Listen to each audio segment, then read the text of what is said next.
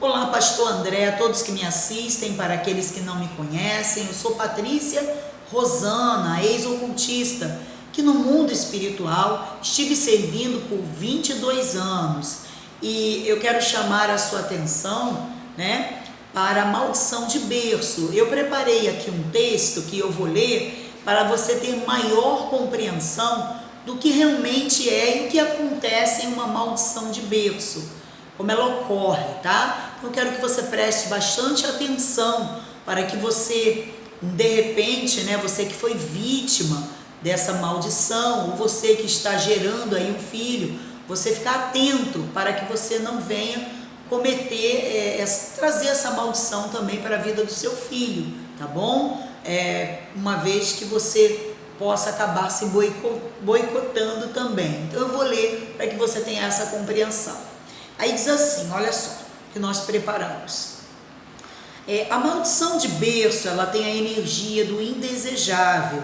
Isso porque geralmente não há e não houve prazer naquela gestação, como no nascimento daquela vida. A presença daquela vida não é desejada e passa a ser tratada como perniciosa aos interesses de alguém ou de algum grupo. E é vista como inconveniente, e isso por vários fatores, como incorreção ou por transgredir normas de ordem geral.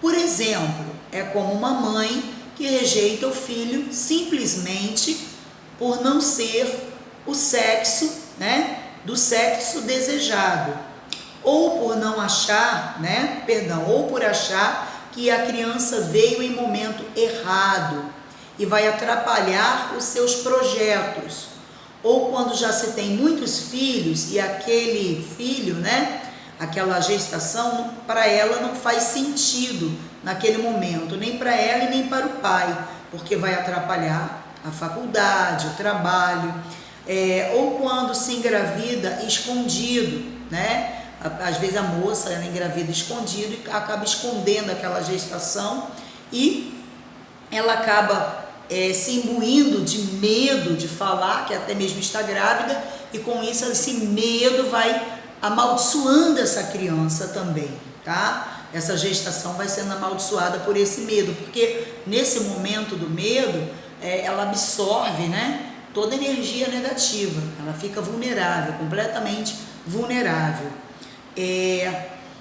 Aqui diz também, bom, vamos lá, eu escrevi assim: quando o pai afirma não sair de casa porque a mulher está grávida, ou seja, o pai tem uma amante e aí ele afirma que não pode sair de casa porque a esposa está grávida.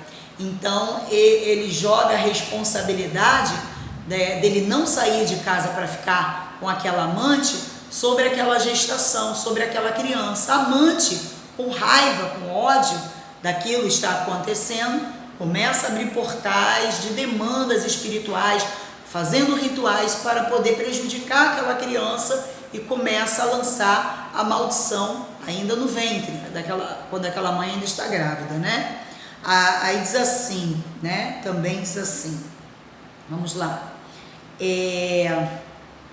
quando se existe também, pulei aqui um pouquinho, me antecipei, estou voltando, aí diz assim, tá aqui, quando também se tem mais um herdeiro para competir a herança, Por exemplo, aquele casal decide ter um filho, só que aquele o pai no caso, ou a mãe, eles têm um dinheiro e tal, e eles ajudam a determinadas pessoas, ou tem outros filhos, Então, por conta de perder, ou achar que vai perder determinadas regalias, ou vai perder a ajuda daquele casal, ou porque vai ter que dividir entre os filhos a herança, ou porque aquela criança que vai nascer é o principal herdeiro. Então muitas pessoas acabam fazendo rituais para demandar aquela gestação. e começa a lançar maldições para poder destruir, matar aquela criança no ventre com medo mesmo, ou com raiva, ou com ódio daquela criança nascer e tirar, né, a regalia de determinadas pessoas, tá? Vamos lá. Aí diz assim: são muitos os fatores que geram a maldição de berço. Embora a criança seja pura, mas se durante a gestação ela vive sobre palavras de maldição, como rituais feitos nesse período, ou principalmente, né, na véspera ou no dia do nascimento, ela acaba crescendo negativada, sendo assistida por espíritos que vão espreitando seus caminhos e lhe trazendo uma má sorte. Infelizmente, só quando, né, a maldição é cancelada, através dela ou dos pais buscarem o Senhor Jesus, né, a pessoa terá uma vida livre dos acúmulos e transtornos, né, que ela viveu, tá? Às vezes também acontece da esposa descobrir, né, que o marido tem uma amante, e aí o que acontece?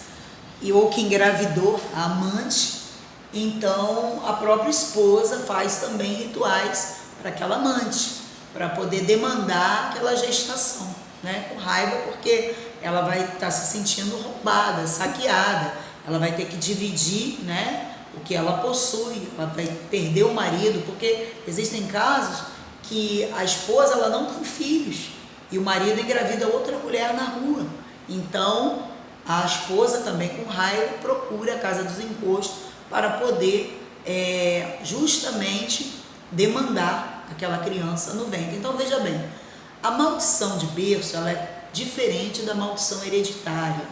A maldição hereditária ela vem de geração em geração.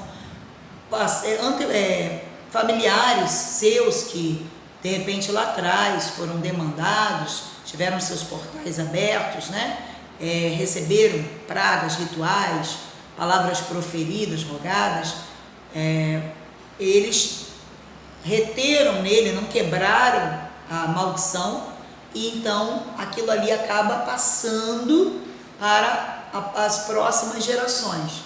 Já na maldição de berço, durante a gestação, aquela barriga, aquela gestação, aquela criança no ventre, ela vai sendo, tá, demandada com palavras, com rituais, pela energia da inveja, e isso ocorre durante os 9 meses. Agora, isso fica mais acirrado, essa energia fica mais acirrada na véspera do nascimento, porque a pessoa que ela demanda uma gestação, ela quer matar, na realidade, aquela criança no ventre.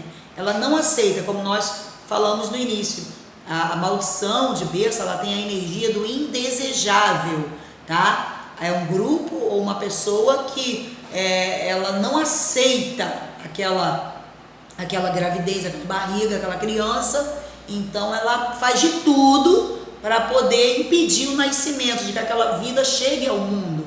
Então ela vai tentar até as vésperas, tá, do nascimento fazer uma amarração de parto para que aquela criança morra com um cordão umbilical enrolado no pescoço, para que aquela criança, a mãe sofra um aborto espontâneo ou sofra um acidente e perca aquela criança, ou aconteça algo que a criança morra ainda na barriga. Mas se isso não acontecer, a pessoa tem a esperança de, no momento do parto, aquela criança morrer, tá? Ou porque a mãe não tem passagem, ou porque o mal vai atuar nos médicos. Então, vai haver aí uma demanda, um reforço na véspera do nascimento daquela vida.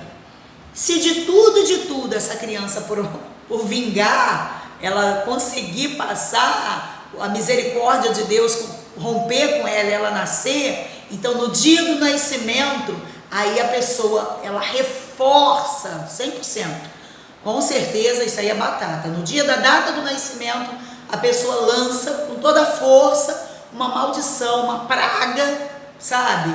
Justamente porque a criança nasceu, para que aquela criança ela seja amaldiçoada para o resto da vida. Ela sofra para o resto da vida. Que ela vire miserável, ela perca o lar, a família, o pai, a mãe, enfim. Aí vem aquela maldição reforçada, né, na data do nascimento. Então, isso é a maldição de berço, tá? A maldição de berço, ela acontece na gestação até a data do nascimento. Enquanto a pessoa não conhece a verdade, enquanto a pessoa ela não entrega a vida para o Senhor Jesus, essa maldição ela não é cancelada, tá? Ou os pais, né, dessa criança venham a conhecer o Senhor Jesus e vão consagrar essa criança para Deus, quebrando de sobre ela essa maldição.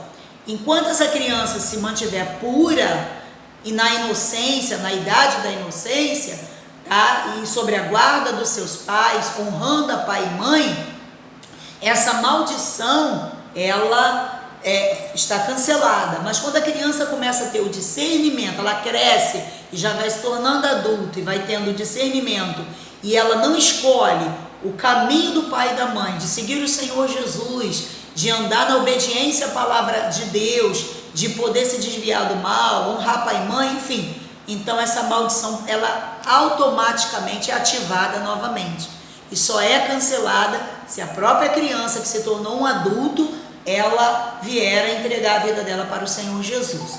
Então fica aqui, né? Eu espero ter ajudado um pouquinho, né, sobre essa maldição de berço. Espero ter dado aí para você essa compreensão, você passar aí esse espírito para esse povo. Deus abençoe a todos.